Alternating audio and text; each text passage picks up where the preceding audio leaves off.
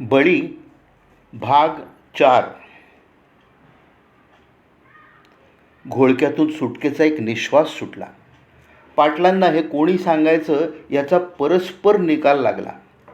काहींनी तर असा आवाज करून गंगाईला शाबासकीची पावती दिली.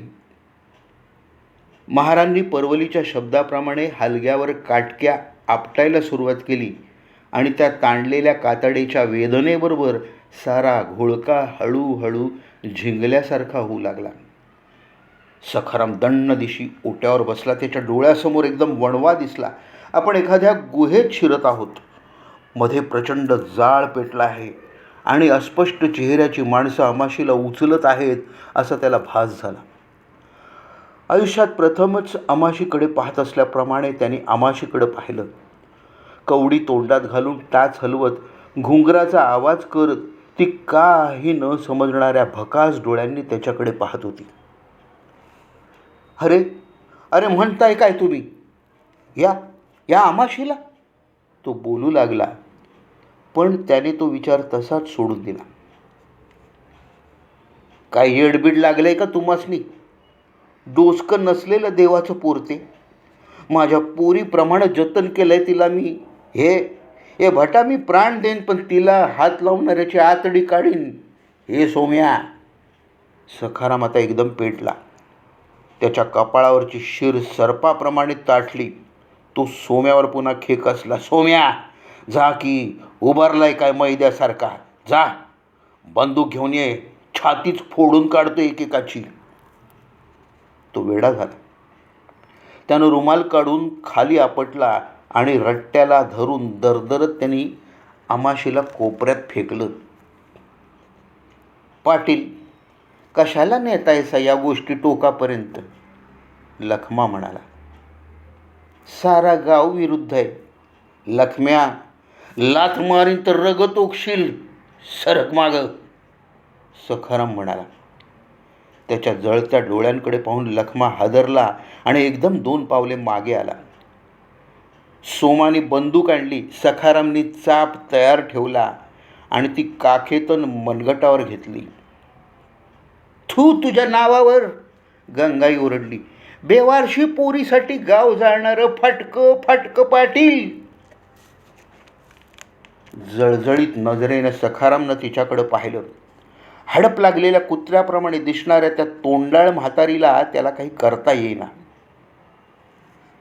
हे पहा पाटील, दादूभट सांगू लागला, ती तुमच्या पोटची पोरगी तर नव्हे. त्यासाठी इतकी माणसं मारायची? पोरा बाळ्यांच्या गळ्याला नख लावायचं बरं होय? ही कार्टी खरंच गावच्या मुळावर आली आहे. दरवर्षी काही ना काही आहेच. पालखी मोडली, झाड पडलं, गाई म्हशी बसल्या, मेल्या. जाऊ द्या पाटील, जाऊ द्या पाटील तिला. यातील एक शब्द चौखांबी सोडून उतरायचा नाही. जोगतिणीचं पाप आहे पाटील. हे कशाला खांद्यावर वागवताय? जो बोलल बाहेर त्याच्या चुलीत शिरं उगवतील, त्याची बैल खेकडं होईल खेकडी. गंगाई ओरडली. शिवाय असल्या गोष्टी करायला लागतातच की, दादूभट सांगू लागला. पाटील, राजवाडीच्या तलावाची सांड काय फुकट झाली? अहो, मी म्हणणारे शहाणे झाले, पण पाय ठरेना. अखेर 2 भिकारणींना जिवंत पुरलंय. तुम्हाला माहीत आहे ना पाटील? नाही रे भटा, मी तिला सोडणार नाही. सखाराम काकुळतीनं म्हणाला. माझी जमीन घे, विक आणि कर मोठा नैवेद्य. पण पोरीचा घास माझाच कापा की गळा. सगळ्यांनी मिळून चारा. ये पाटला, सत्या कुंभार घोळक्यातनं पुढे येऊन म्हणाला. हा चांगला तगडागडी माजलेल्या बैलासारख्याच नागपुड्यांचा होता. ये पाटला, माझी पण आहे बंदूक. तुझा मोजबा नको. होऊनच जाऊ दे सगळ्यांमोहरं. कुत्र्यासारखा गोळी घालतो बघ तुलाच. सखारामने त्याच्याकडे पूर्ण 1 मिनिट पाहिलं आणि मग नंतर अगदी नेम धरून तो पचकन सत्याच्या तोंडावर थुकला. सत्य एकदम आकसला. गाढवाची अवलाद, गोळी घालतोय मला. गाढवाचा नांगर फिरवीन घरावरनं आणि मग गुरं मुतणार नाहीत चुलीत. लोकांनी सत्याला एकदम आवरलं, पण लोक आता संतापले व जास्त जास्त जवळ येऊ लागले. सखाराम तरी आडवा झाला पाहिजे किंवा पालखी तरी मागे गेली पाहिजे अशी स्थिती निर्माण झाली. हलग्यांच्या जिभा खरवडत ओरडत होत्या, सतत रक्त ठिबकल्याप्रमाणे, सारखी वेदना ठसठसल्याप्रमाणे. पण आता आतून पाटलीण बाहेर आली. साऱ्या कपाळभर आडवं कुंकू लावणारी ही धिप्पाडबाई सखारामला शोभणारी होती. तिच्याबरोबर त्यांचा मुलगा साहेबराव होता. सखारामकडे न पाहताच ती पालखीसमोर आली, घोळक्यात मिसळली. आता करू नका गर्दी इथं, ती म्हणाली. आमच्या मालकाला बेवारशी कुत्री आवडतात. ती अवदसा आल्यापासून भाकरी कधी धड झाली नाही की खरवस कधी मिळाला नाही. त्यांचं वय झालंय, देवीची बी लाज उरली नाही. मंडळी, तुम्ही घेऊन चला माझ्या साहेबरावाला. गुडगुड गंगाईचा खालचा जबडा एकदम निसटल्याप्रमाणे खाली पडला. हा, आता काय बोल ना, तोंडावर हात ठेवत ती म्हणाली. पाटलीन, तुझ्या पोटचा गोळा नव्ह, पण स्वतःचा मुलगा, दादूभट म्हणाला. पण आश्चर्याने फाडकन गप्प बसला. हा, गावापेक्षा पोटाचा पोर जास्त आहे वय भटजी, पाटलीन म्हणाली आणि तिनं हळूच सखारामकडे पाहिलं. पाठीत दणकन लाथ हाणल्याप्रमाणे सखाराम खाली बसला.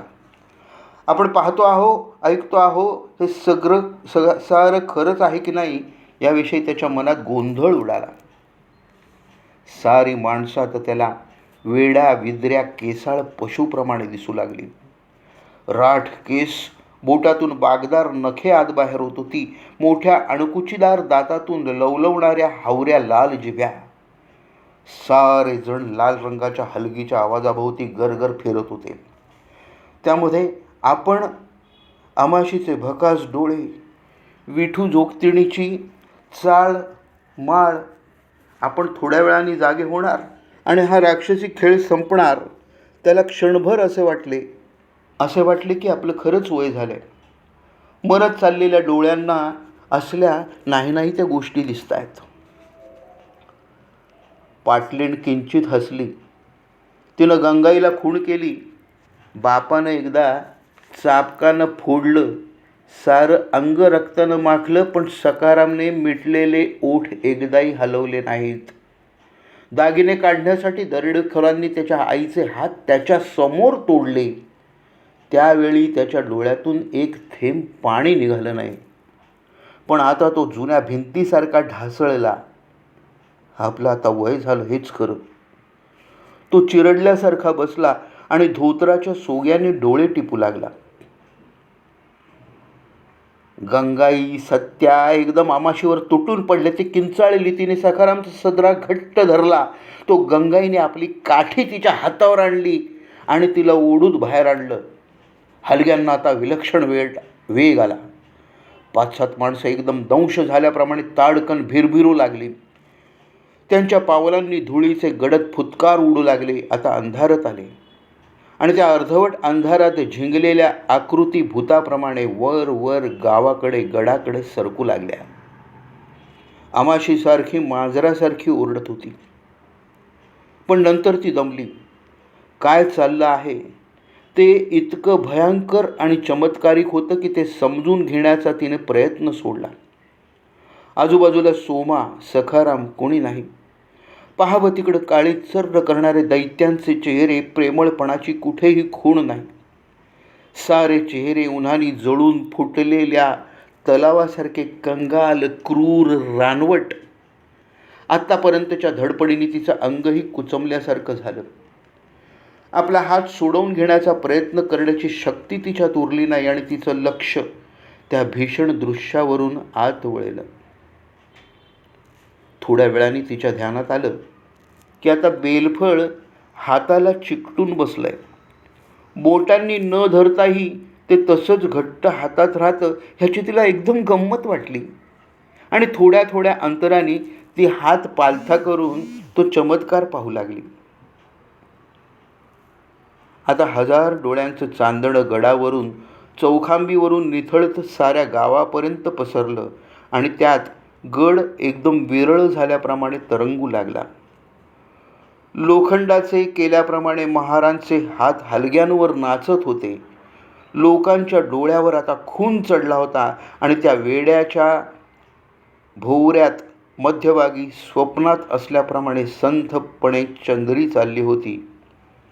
चंद्री आणि अमाशी.